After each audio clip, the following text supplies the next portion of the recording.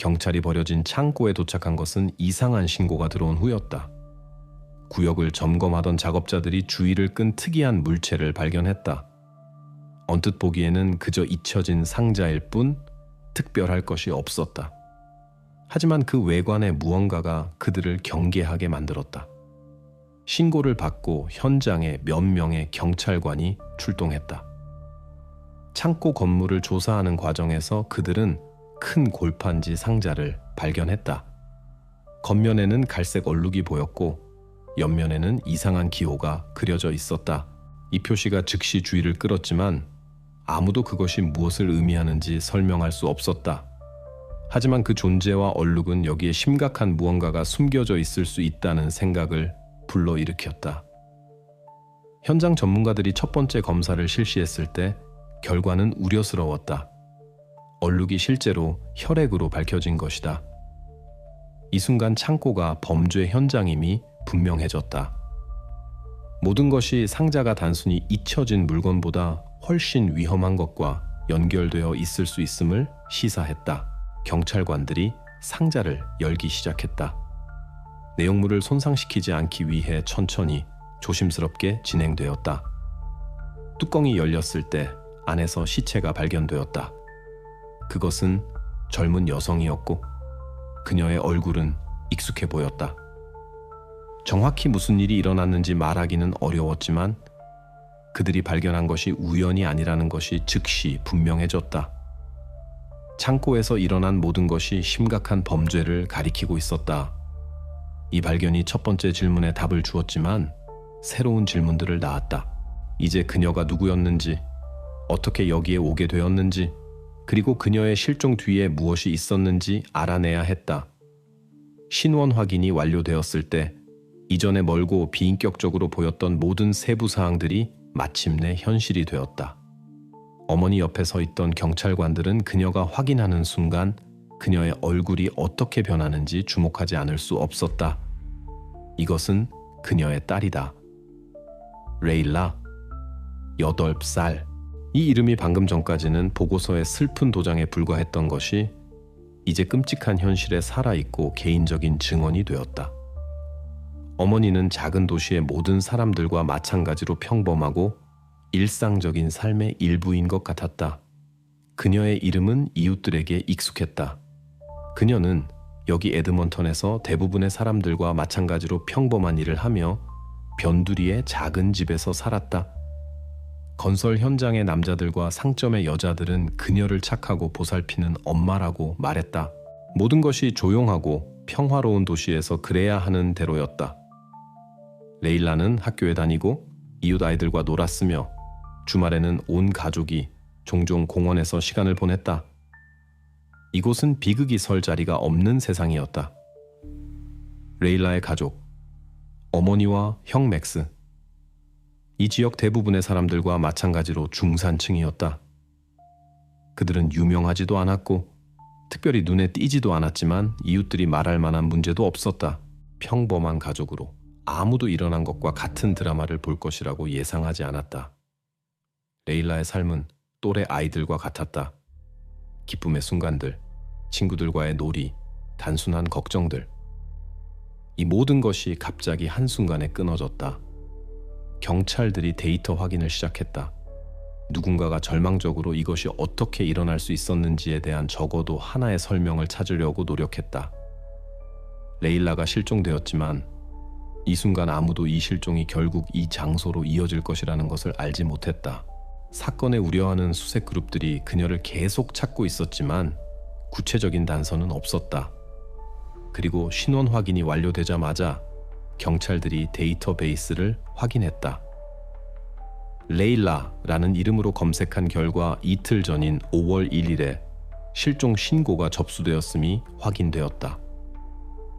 이는 가족이 경찰에 신고했지만 그때는 아직 이런 일이 일어날 것이라는 이해가 없었다는 뜻이었다. 이제 사건이 완성되었다. 실종과 이 끔찍한 발견이 연결되었다.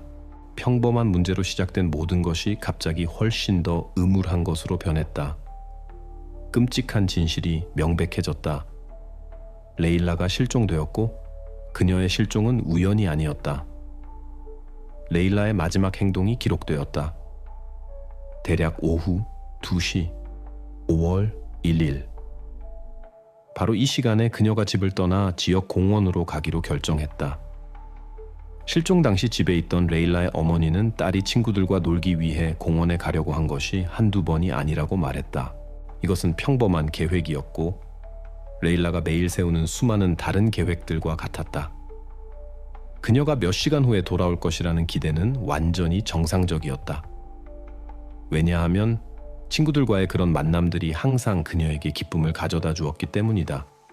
하지만 이번에는 뭔가 잘못되었다. 어머니의 말에 따르면 레일라는 집으로 돌아오지 않았다. 시간이 지나고 걱정이 커지기 시작했다. 처음에는 사소한 것 같았다.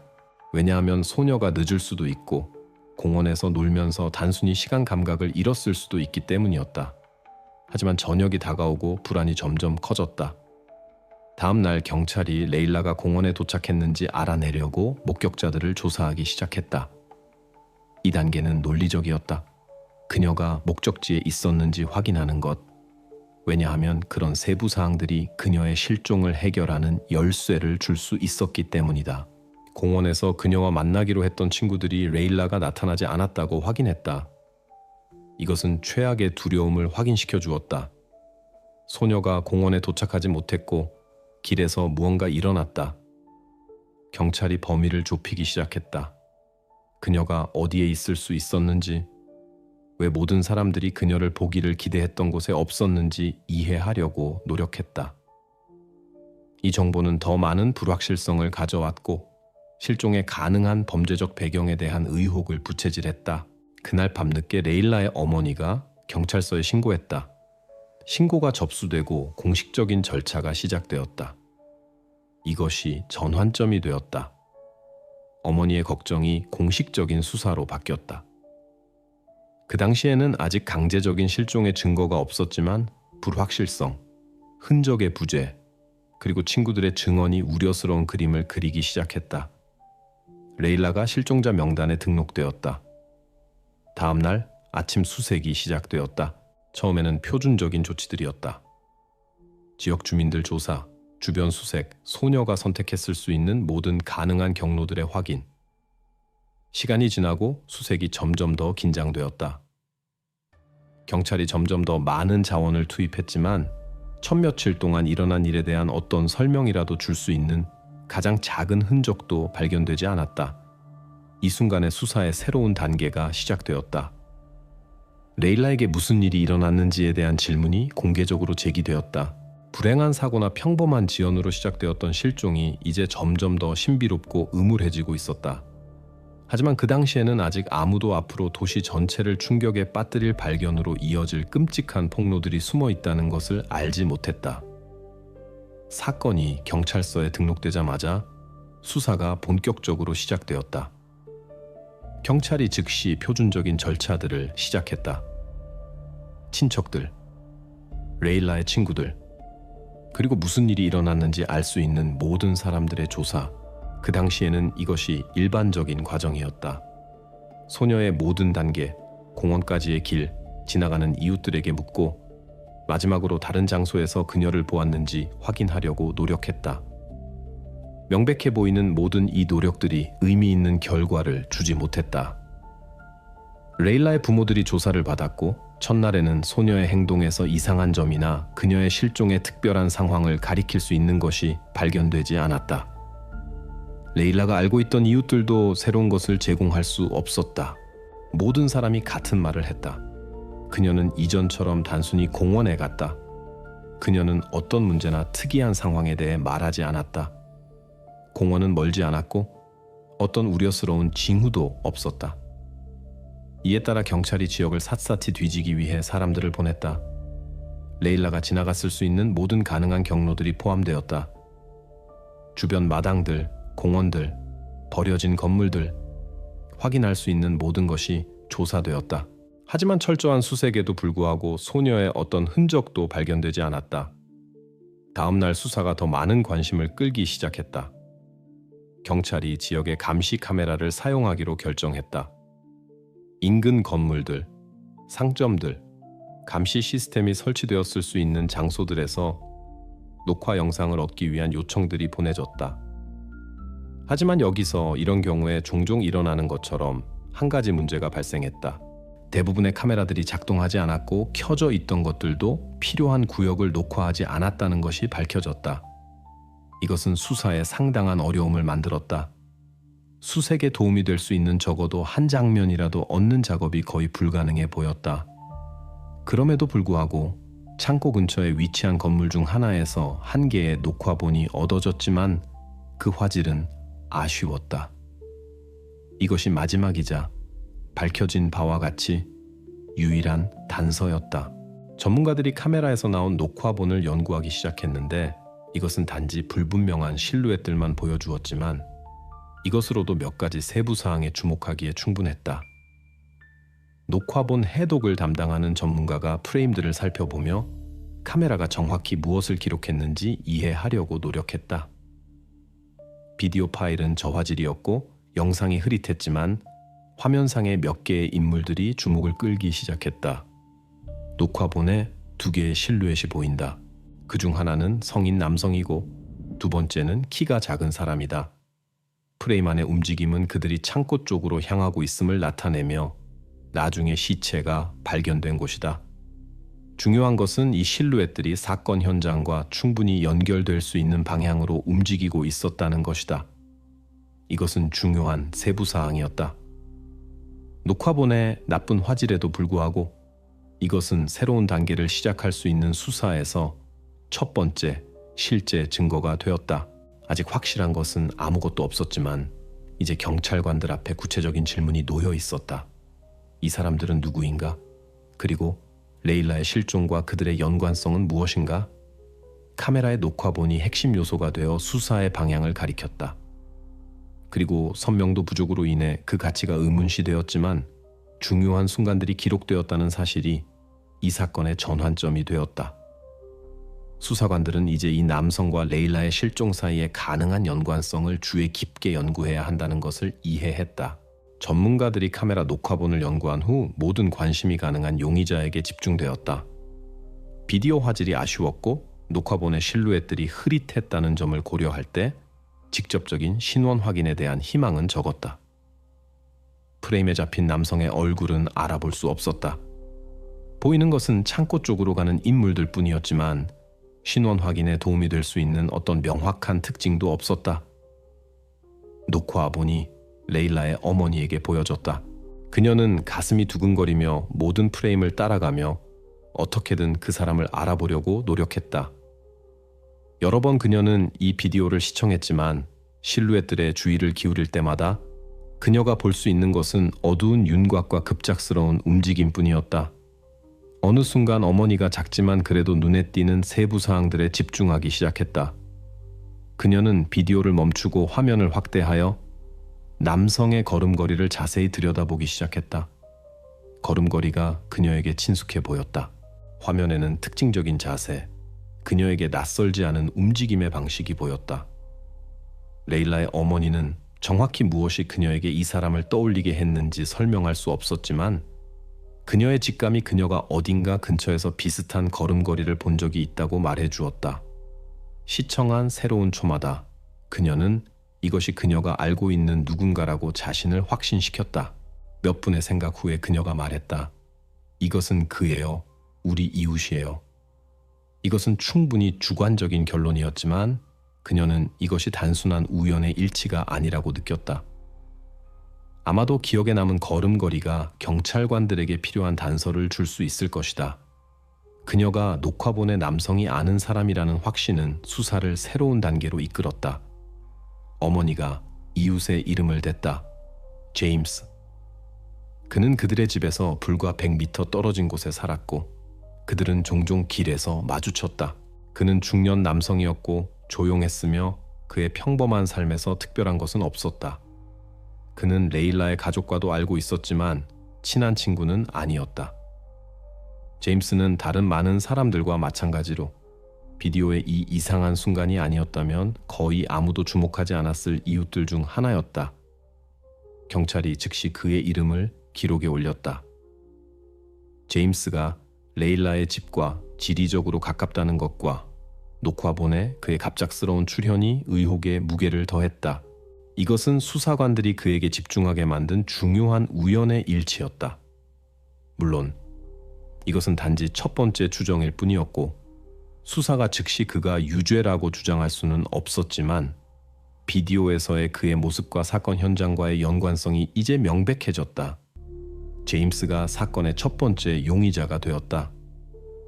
그 당시 그의 죄에 대한 증거는 아직 없었지만 그는 관심의 중심에 있게 되었다. 의혹은 근거가 있었다.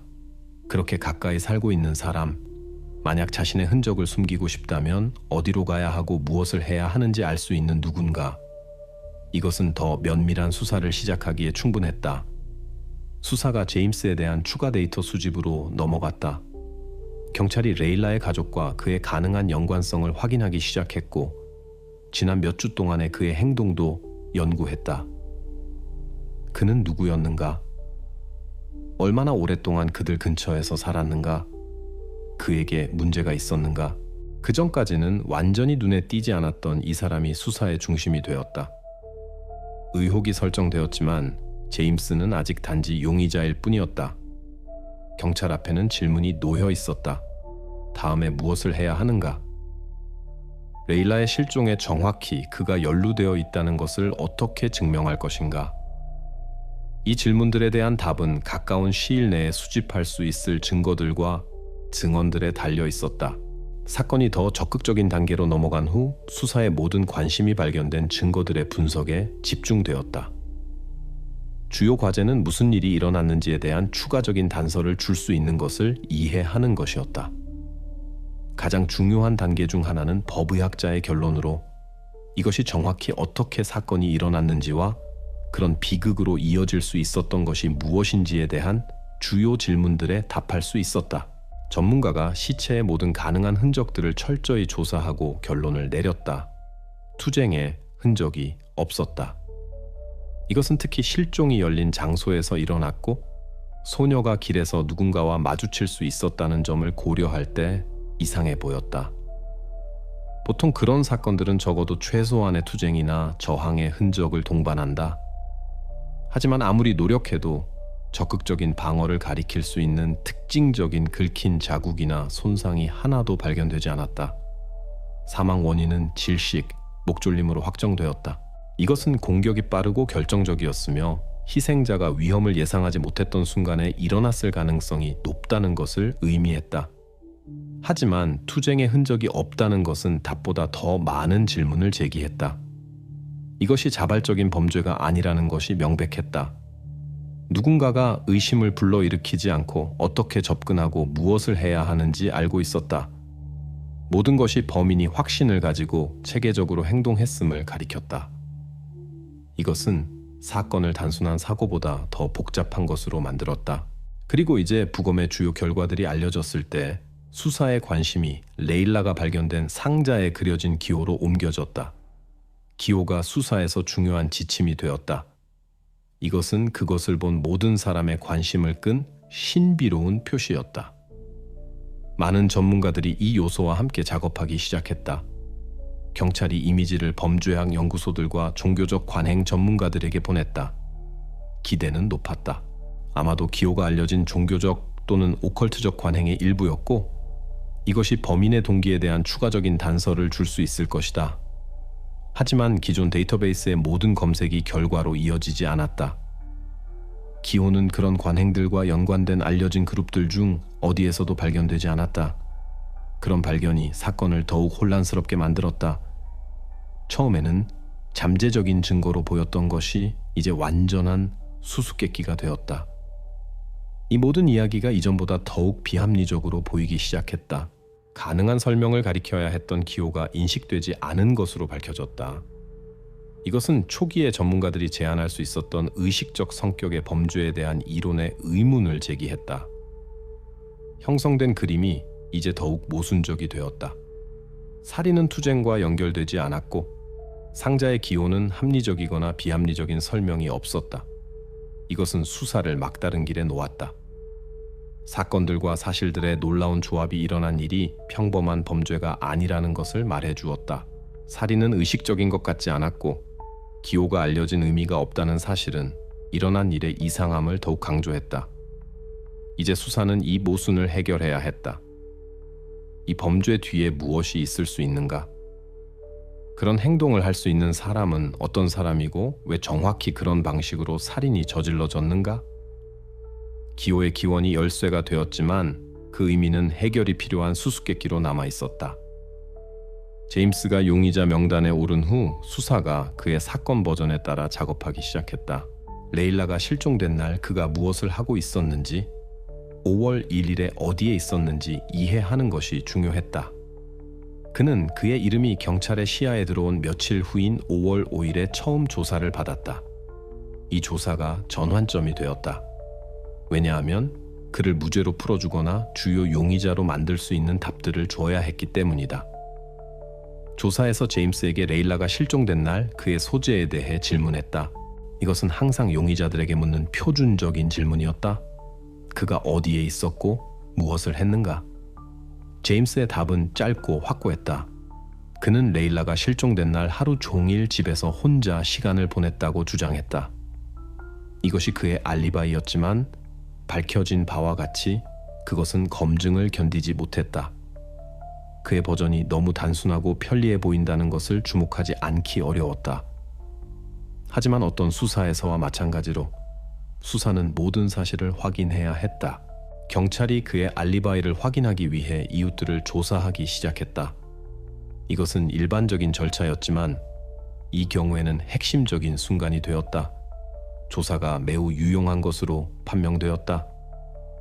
제임스의 집 근처에 살던 두 이웃이 바로 그날 5월 1일에 버려진 창고 근처에서 그를 보았다고 보고했다. 그들은 그것이 정확히 그였다고 주장했고 심지어 그를 그들이 자주 보던 같은 남자라고 묘사하여 이 관찰에 대한 그들의 확신을 확인해 주었다. 이 증언은 그가 하루 종일 집에 있었다는 그의 주장과 급격히 대조되었다. 이제 목격자들의 증언이 제임스의 말과 명백히 모순될 때 수사가 이 데이터들을 대조하기 시작했다. 제임스의 조사 기록과 이웃들의 증언이 비교되었다. 언뜻 보기에는 이것이 단순한 오해일 수 있는 것 같았다. 하지만 불일치가 너무 명백해서 무시할 수 없었다. 제임스의 증언은 현실과 일치하지 않았고 이제 그의 거짓말이 분명해졌다. 이 순간이 수사에서 결정적이 되었다. 이웃들의 증언으로 밝혀진 제임스의 거짓말이 그의 전체 버전에 의문을 제기했다. 그는 수사와 연관된 그 장소에서 집에 있었다고 주장한 시간에 그를 본 이유를 설명할 수 없었다. 이 모순이 그의 입장을 크게 약화시켰고 그를 주요 용의자로 만들었다. 수사관들은 이것이 아직 최종적인 증거는 아니라는 것을 알고 있었지만 이제 그의 이야기에서의 불일치를 고려할 때 제임스가 관심의 중심에 있었다. 그렇게 중요한 순간에서의 거짓말이 그를 극도로 의심스럽게 만들었다. 그의 행동이 레일라의 실종과 정확히 어떻게 연결되어 있는지 이해하는 것만 남았다. 5월 5일 제임스의 첫 번째 조사 후 수사가 그의 집에서 첫 번째 수색을 실시하기 시작했다. 이것은 중요한 순간이었다. 왜냐하면 경찰이 의혹을 확인하거나 반박할 수 있는 어떤 증거든 찾을 수 있는지 확인해야 했기 때문이다. 수색 준비는 철저했다. 왜냐하면 수사관들의 추정이 제임스의 알리바이와 관련된 목격자 증언과 모순되는 사실들에 기반했기 때문이다. 하지만 작업이 아무리 철저하게 준비되었어도 결과는 완전히 만족스럽지 않았다. 과정은 그런 종류의 상황에서 일반적이었다. 수색이 레일라의 실종과 그를 연결시킬 수 있는 무언가를 찾기를 희망하며 제임스의 주거 공간에서 실시되었다. 하지만 모든 노력에도 불구하고 그의 죄를 확인할 수 있는 증거는 발견되지 않았다. 모든 세부 사항을 살펴보았다. 옷장, 서랍, 제임스의 개인 물품들을 확인했지만 모든 것이 그가 이 범죄에 연루되지 않은 것처럼 보였다. 이것은 사건이 지연될 수 있고 제임스가 무죄일 수 있다는 인상을 주었다. 하지만 수사가 이것에서 멈추지 않았다. 첫 번째 수색 결과에 대한 거부가 수사의 끝이 되지 않았고, 경찰은 진실을 찾기 위해 때때로 극복해야 하는 공허함에 오래전부터 놀라지 않았다. 이웃들의 증언과 그의 알리바이 논란에 기반하여 두 번째 수색을 실시하기로 결정되었고, 이제 초점이 이전에 철저히 확인되지 않았을 수 있는 다른 공간들로 옮겨졌다. 두 번째 영장이 5월 7일에 발급되었다. 그것은 주거 공간뿐만 아니라 비주거 공간들, 제임스의 차고도 포함했는데 거의 아무도 들어가지 않았고 오랫동안 잊혀진 물건들을 숨길 수 있었다. 왜냐하면 차고에서는 보통 매일 사용하지 않는 모든 것을 보관하기 때문이다. 오래된 상자들, 도구들, 불필요한 서류들. 그런 환경에서는 무언가를 놓치기 쉬웠다. 이것은 상황의 불명확함과 모든 세부 사항을 확인할 필요성을 고려할 때 논리적인 단계였다. 수사그룹이 특별한 기대 없이, 하지만 아마도 적어도 어떤 새로운 흔적이라도 발견할 수 있을 것이라는 계산으로 수색에 착수했다. 조사 과정은 일상적이었다. 모든 것이 정상이었다. 오래된 도구들, 자동차의 어떤 부품들, 서류가 든 오래된 상자들, 아무에게도 필요 없는 물건들. 모든 구석이 확인되었고 모든 것이 이전과 같이 평범해 보였다. 하지만 차고 구석의 잡동사니 중에서 철저한 조사 중에 오래된 개인 수첩이 발견되었다. 언뜻 보기에는 특별할 것이 없었지만 수사관들이 그것을 열었을 때 그들은 충격적인 것을 발견했다. 페이지 중 하나에 시체가 발견된 상자에 그려진 것과 같은 기호가 그려져 있었다. 이것은 놀라운 발견이었다. 수사에 관심을 끈 바로 그 순간이 된 기호가 이제 제임스와 직접적으로 연결되었다는 것이 밝혀졌다. 그의 수첩에서 발견된 그림이 상자에 있던 것의 정확한 복사본이었다. 이상한 기호를 설명할 수 있었던 증거가 이제 손에 있었다. 이 사실이 수사에서 전환점이 되었고 정확히 이것이 제임스를 범죄와 연결시켰다. 이제 그를 수사의 중심에 놓은 논란의 여지가 없는 증거가 나타났다. 단순히 이상한 세부사항처럼 보였던 기호가 갑자기 수사관들 앞에 일련의 질문들을 연 열쇠가 되었다. 그것이 어떻게 제임스의 수첩에 나타났는가? 왜 이 기호가 범죄 현장과 그렇게 밀접하게 연결되어 있는가? 이 모든 것이 제임스를 극도로 불편한 위치에 놓았고 이제 그의 부인에도 불구하고 수사는 추가 조치를 위한 명확한 지침을 가지게 되었다. 수사가 단계적으로 제임스를 범죄와 연결시키는 증거들을 수집했다. 최종적으로 그의 죄를 확인할 수 있는 가장 중요한 요소 중 하나는 유전학적 연구였다. 혈흔이 발견된 상자가 레일라의 실종과의 연관성을 증명하기 위해 분석되어야 했다. 상자에 남겨진 혈액이 DNA 분석을 위해 실험실로 보내졌다. 과정은 표준적이었지만 매우 중요했다. 상자 표면에서 채취한 혈액 샘플들이 연구되었다. 그것들을 이전에 다른 출처에서 얻은 레일라의 프로필과 신중하게 비교했다. 결과는 의심의 여지를 남기지 않았다. 그것은 레일라의 혈액이었다. 이것은 그녀의 시체가 발견된 상자가 실제로 그녀에게 속했다는 것을 의미했다.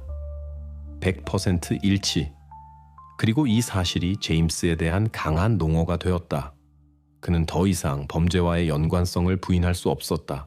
왜냐하면 상자에 있는 혈액이 그것이 그의 범죄 행위의 일부였음을 명백히 가리켰기 때문이다. 하지만 수색에는 이것으로 충분하지 않았다. 그들은 사건이 생물학적 흔적들로만 제한되지 않는다는 것을 알고 있었다.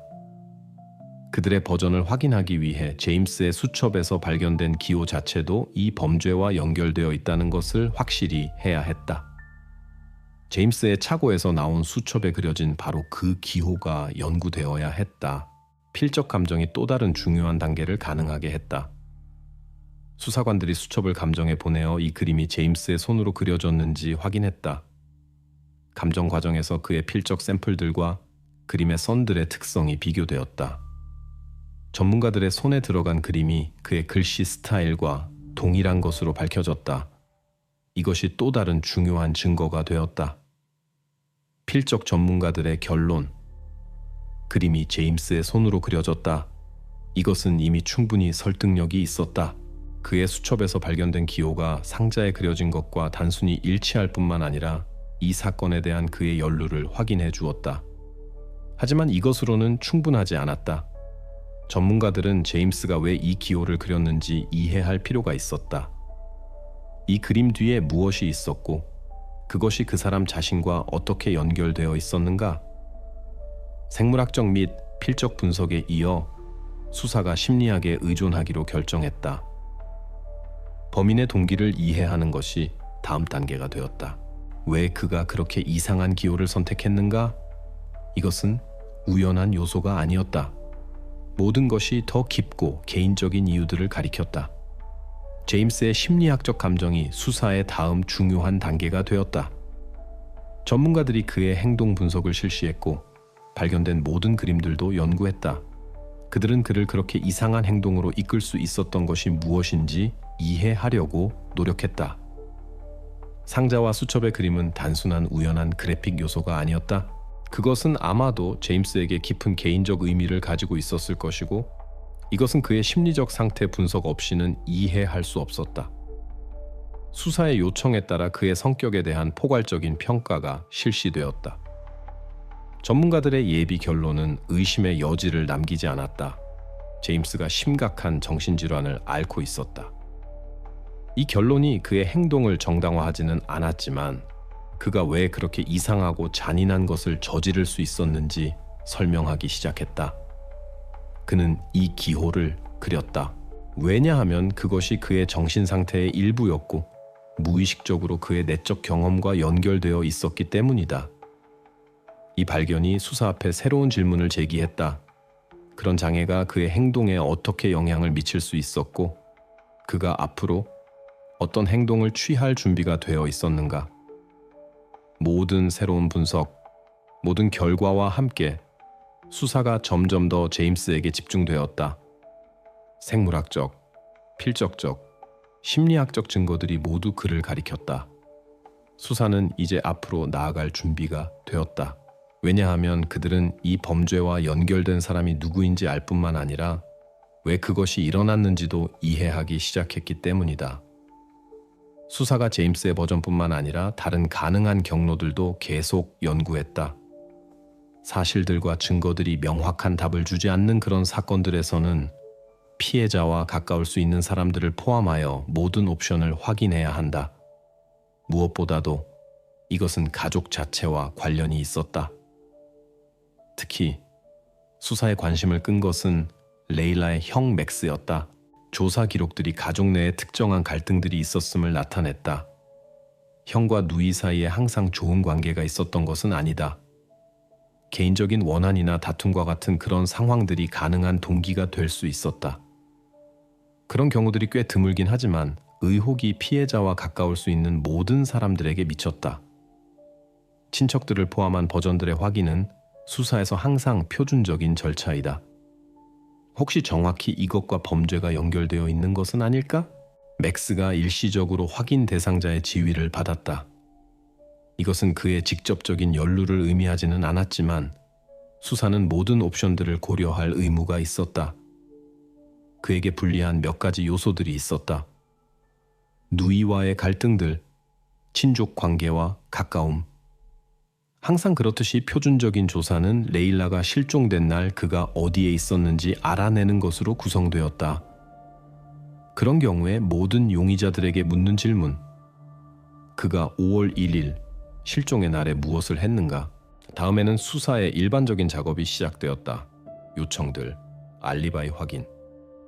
버전을 확인하거나 반박하기 위해 경찰이 맥스의 친구들과 그의 트레이너를 조사했다. 수사 직원들이 실종 당시 그가 주장한 대로 스포츠 훈련에 있었다는 것을 알아냈다. 맥스의 알리바이가 트레이너에 의해 확인되었는데 그가 상세한 증언을 했고 그의 팀의 다른 10명의 구성원들도 그랬다. 이것은 의심의 여지를 남기지 않는 정확하고 논란의 여지가 없는 증거였다. 맥스의 알리바이를 증거들이 확인하자마자 사건에서의 그의 지위가 재검토되었다.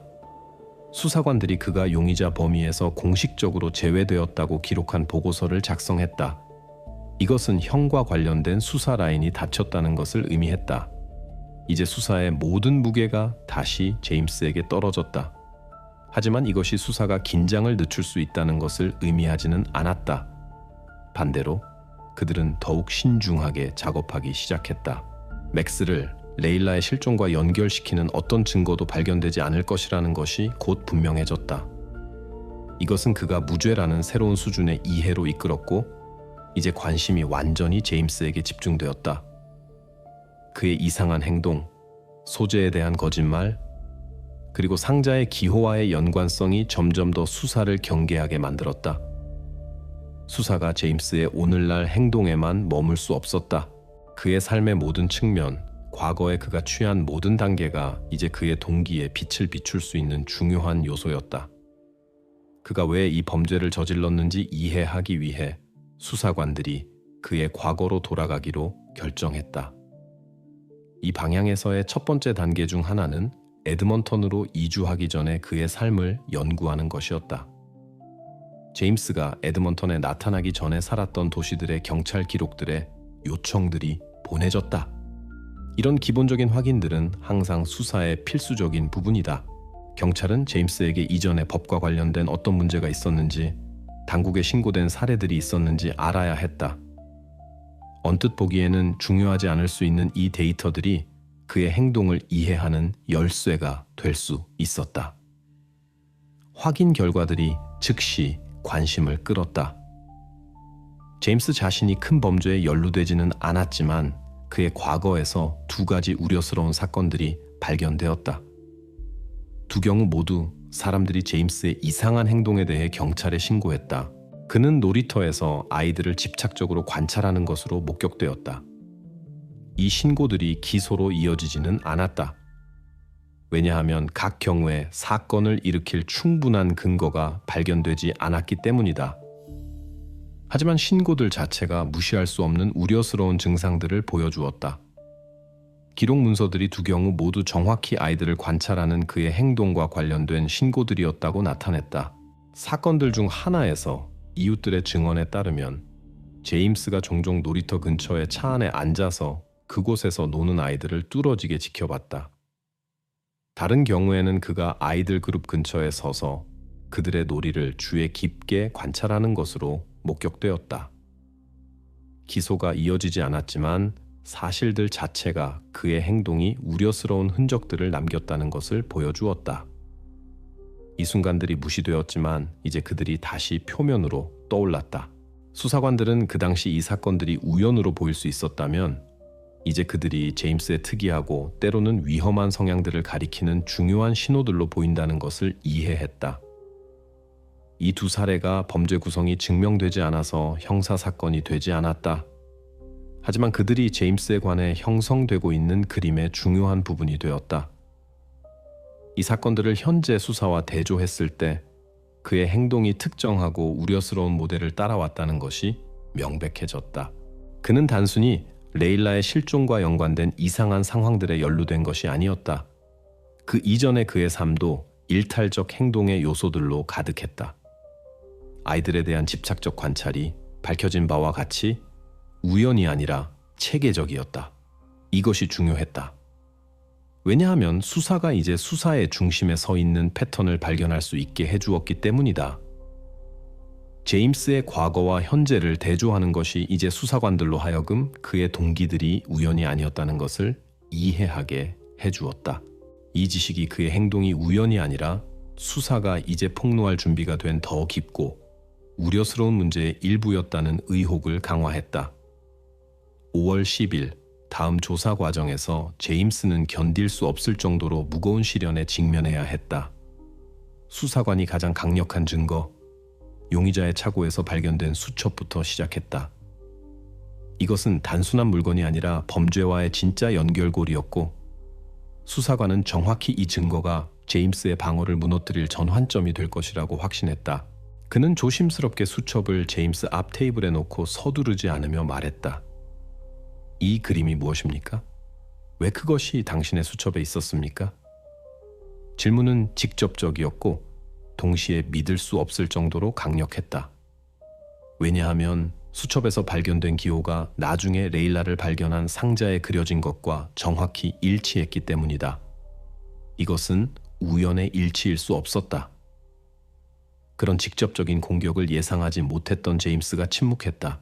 그는 변명하려고 하지 않았고 한마디도 없었고 가장 작은 반응도 없었다. 그는 그냥 침묵했는데 이것 자체가 어떤 말보다도 더 많은 것을 말해주었다. 이것은 그에게 이 질문에 대한 답이 없다는 것을 의심의 여지 없이 보여주는 침묵이었다. 수사관이 압박을 계속했다. 그는 제임스에게 생각할 시간을 주지 않고 압박해야 한다는 것을 알고 있었다. 그는 두 번째로 덜 중요하지 않은 증거, 거짓 알리바이로 넘어갔다.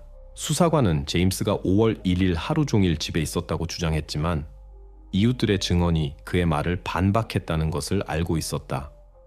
그는 거짓말을 할 수 있었지만 창고 근처에서 그를 본 사람들의 증언이 그가 말한 모든 것에 의문을 제기했다. 5월 1일 당신이 창고에서 목격되었습니다. 왜 당신은 이것을 언급하지 않았습니까? 수사관이 계속했고 제임스 앞에 새로운 사실들을 펼쳤다. 수사관의 어조는 엄격했다. 그는 그날 그의 행동을 정확하게 묘사한 목격자들의 증언을 읽어주었다. 제임스가 긴장하기 시작하며 혼란스럽게 답하기 시작했다.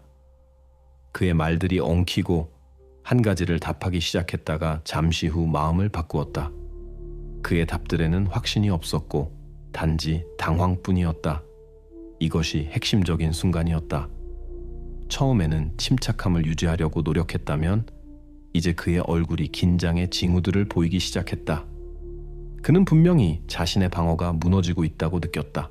수사관이 일어나서 제임스에게 심리학적 감정 결과를 제시했을 때 방의 분위기가 더욱 무거워졌다. 이것은 그의 심리적 상태, 그의 성격적 특성에 대한 마지막 타격이었다.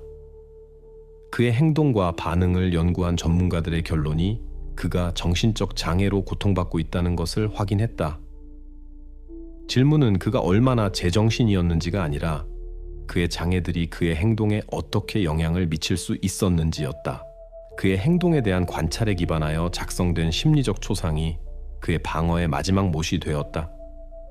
처음에 제임스는 아직 변명하려고 노력했지만 곧 그의 얼굴이 일그러지고 그는 분명히 다쳤다. 그의 시선이 무관심해졌고 마치 주변에서 일어나는 일을 인식하는 것을 멈춘 것 같았다. 나는 이것을 기억하지 못합니다. 아마도 그것은 내가 아니었을 것입니다. 그가 마지막 질문들에 대답하며 말했고 이 말들이 조사에서 결론적인 순간이 되었다.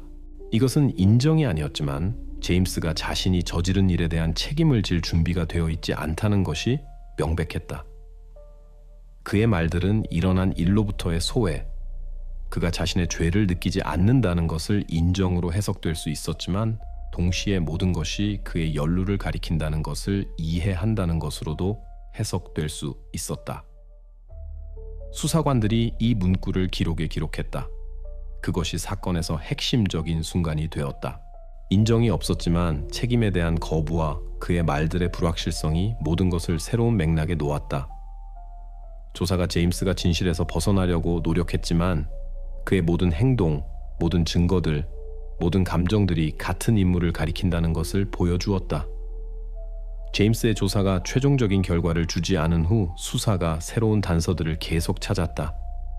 모든 증거들과 심리적 압박 후에도 명확한 답들이 필요한 질문들이 남아 있었다. 수사관들은 정말로 용의자를 꺾기 위해서는 그를 범죄에 최종적으로 묶을 논란의 여지가 없는 증거를 찾아야 한다는 것을 이해했다. 사건이 막다른 길에 가까워지는 것 같았다.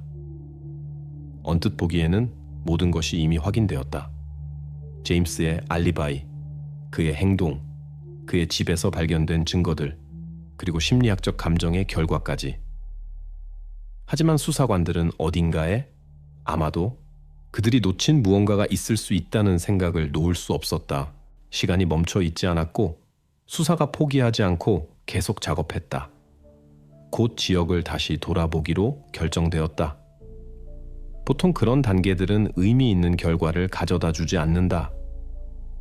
왜냐하면 모든 핵심 장소들이 이미 철저히 조사되었기 때문이다. 하지만 이번에는 무언가 변했다. 근처에 살던 청소년 중 한 명이 레일라가 실종된 날에 자신의 휴대폰으로 비디오를 촬영했다고 언급했다. 그는 비디오에 특별한 것이 없었다고 했지만 프레임에 버려진 창고가 있던 지역이 보였다. 이것은 우연한 흔적이었지만 중요할 수 있었다.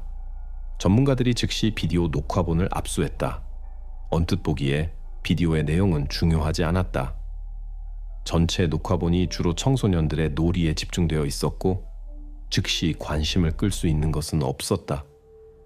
하지만 전문가들이 자료를 주에 깊게 검토하면서 이상한 세부 사항을 발견했다.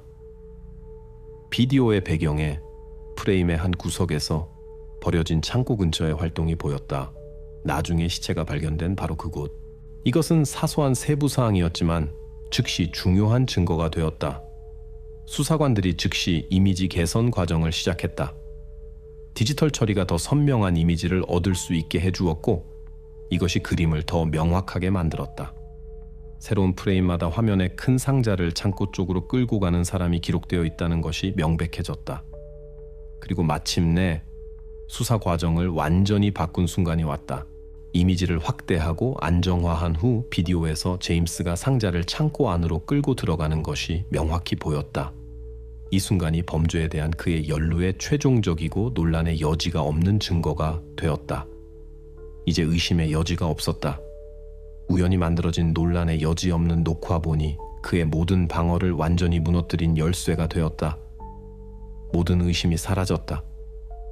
제임스가 범죄 현장과 연결되어 있었고 그의 연루를 부인하려는 그의 시도들이 무익해 보였다.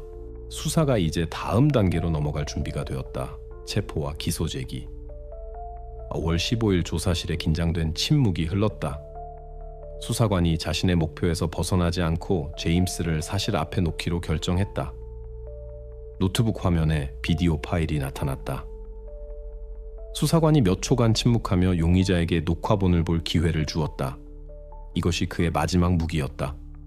제임스가 상자를 버려진 창고로 끌고 들어가는 것을 의심의 여지 없이 보여주는 비디오. 모든 프레임이 중요했지만 이제 제임스에게 모든 증거들의 무게가 놓여 있었다. 그는 더 이상 자신의 연루를 부인할 수 없었다. 제임스가 화면을 보았다. 그의 눈에는 놀라움, 두려움, 분노가 없었다. 오직 공허함만 있었다. 그는 변명하려고 하지 않았고 방어하기 시작하지 않았고 한마디도 하지 않았다. 그의 모든 반응이 이 침묵에 있었다. 그는 그냥 앉아서 보고 움직이지 않았는데 마치 이제 그가 무엇을 말하든 상황을 바꾸지 못할 것이라는 것을 이해하는 것 같았다. 수사관이 이것을 주목하고 서두르지 않았다.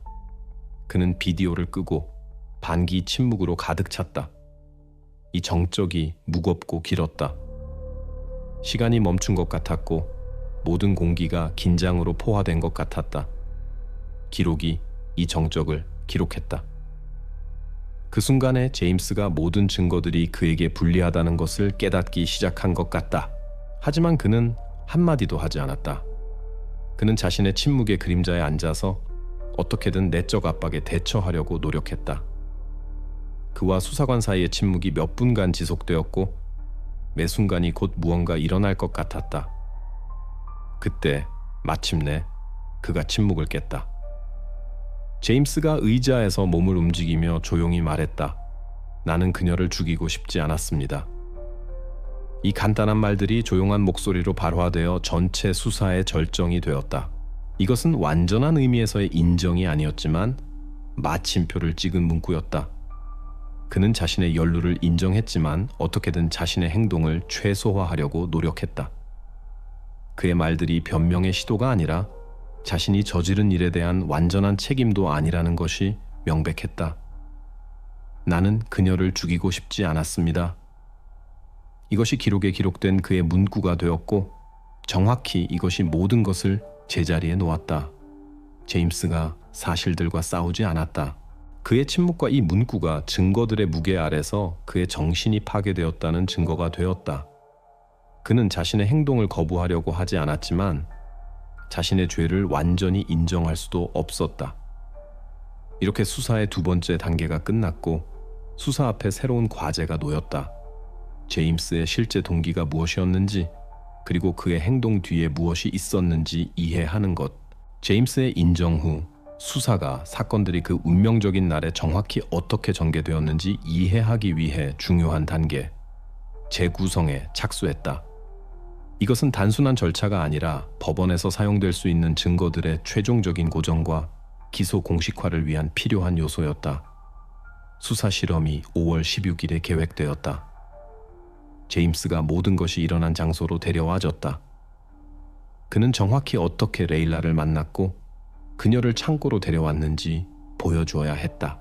이 실험의 시간과 장소가 상황을 최대한 정확하게 재현하도록 선택되었다. 제임스가 수사관들의 면밀한 시선 아래 모든 것이 일어난 바로 그 창고 입구에 서 있었는데 그의 행동이 비극으로 이어진 곳이었다. 그는 레일라를 만난 장소를 가리키며 그녀에게 어떻게 접근했는지 억제되게 이야기했다. 그의 말에 따르면 그녀가 길을 걸어가는 것을 보았을 때 그녀를 보았다. 그는 그녀에게 창고에 가자고 제안하며 흥미로운 것을 보여주겠다고 약속했다. 이것은 레일라가 위험을 의심하지 않고 빠진 전형적인 속임수였다. 그는 그녀의 호기심이 역할을 했고 그녀가 그와 함께 가기로 동의했다고 주장했다. 이 순간에 그녀가 왜 저항 없이 그를 따라갔는지 설명할 수 있는 모든 것이 있었다. 이 에피소드가 사건들의 사슬에서 중요한 고리였다. 그것은 범죄가 폭력으로 시작되지 않고 조작으로 시작되었다는 것을 보여주었다. 수사관이 다음에 무슨 일이 일어났는지 물었을 때 제임스가 창고 안에서 사건들이 어떻게 전개되기 시작했는지 묘사하기 시작했다.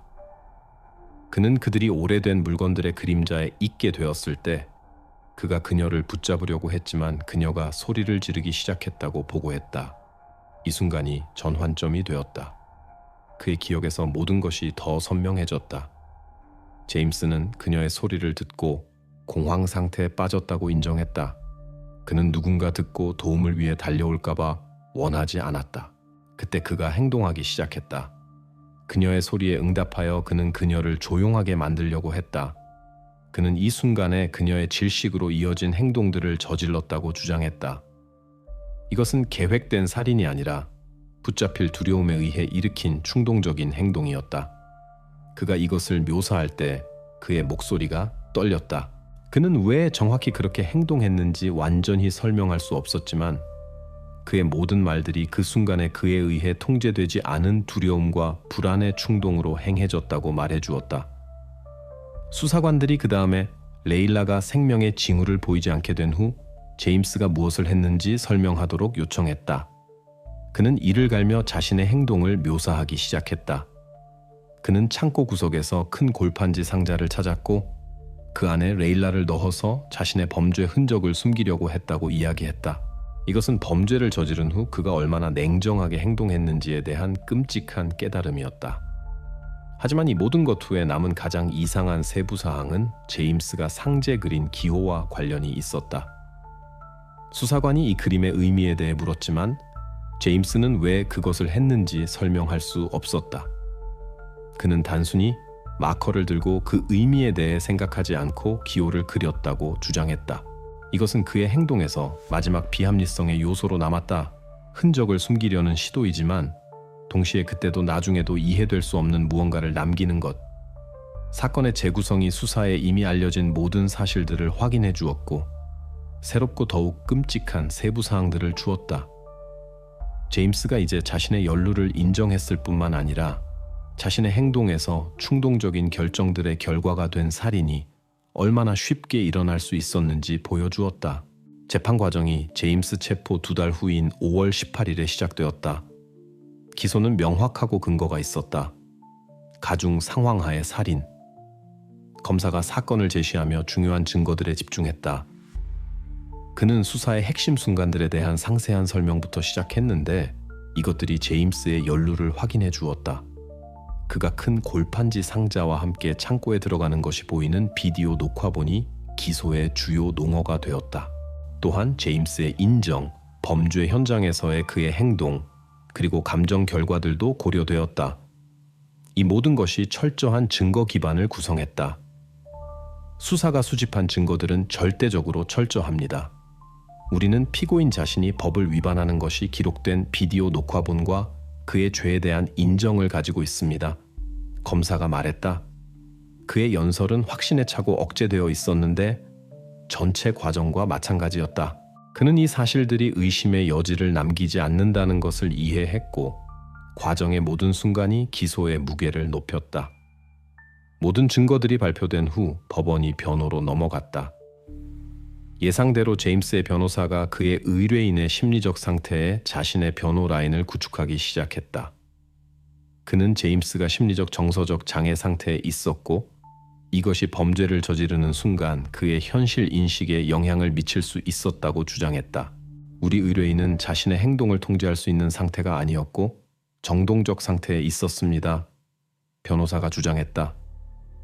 그는 정신과 감정에 기반하여 처벌을 완화하려고 노력했는데 이것이 정신적 장애의 징후들을 보여주었지만 그를 완전히 무능력하게 만들지는 않았다.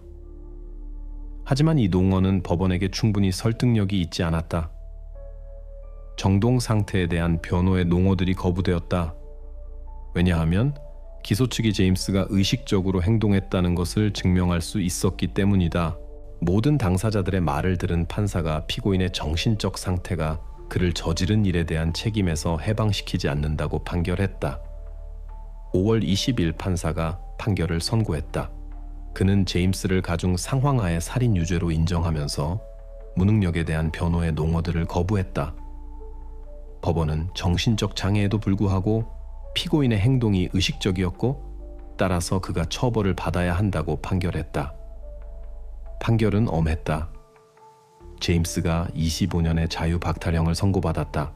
이 판결이 몇 달간 지속되었지만 모든 정당화 시도들에도 불구하고 정의를 가져다준 사건에 마침표를 찍었다. 제임스의 운명에 대한 시각이 명확해졌다. 그는 자신의 행동에 대해 답해야 했고 이제 그의 삶이 사법 시스템의 손에 있었다. 이 판결이 수사에서 최종점이었다. 이제 모든 것이 완료되었을 때 아무리 복잡하게 얽혀 있어도 정의 앞에서는 어떤 범죄도 숨을 수 없다는 생각만 남았다.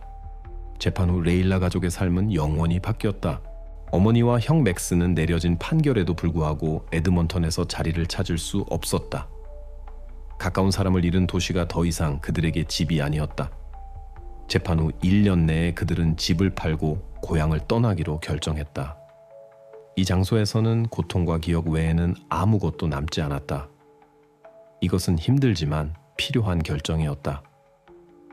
레일라는 돌아오지 않을 것이고 상실의 쓰라림은 항상 그들과 함께할 것이다. 그들의 떠남은 마음의 상처가 치유되지 않으며 정의 후에도 사람들이 부서진 채로 남는다는 상징이 되었다. 이 비극은 온 도시도 비켜가지 않았다. 조용하고 평화로웠던 에드먼턴은 항상 그런 끔찍한 사건들로부터 보호받는 것처럼 보였다. 하지만 레일라에게 일어난 일이 모든 사람을 충격에 빠뜨렸다. 시 당국은 반응하는 것 외에는 아무것도 할 수 없었다. 시의회가 공공장소에서 보안 조치를 강화하기로 결정했다. 어린이 놀이터, 공원, 기타 휴식 장소에 추가 감시 카메라들이 설치되었고 순찰이 상당히 강화되었다. 이 조치들은 비슷한 일이 다시 반복되지 않도록 하기 위한 것이었다. 그리고 아무도 잃어버린 생명들을 되돌릴 수는 없었지만 당국은 도시의 안정감을 되돌리려고 노력했다. 하지만 이 모든 변화들과 공공안전 개선 노력들에도 불구하고 해결되지 않은 질문들이 계속 우려를 자아냈다.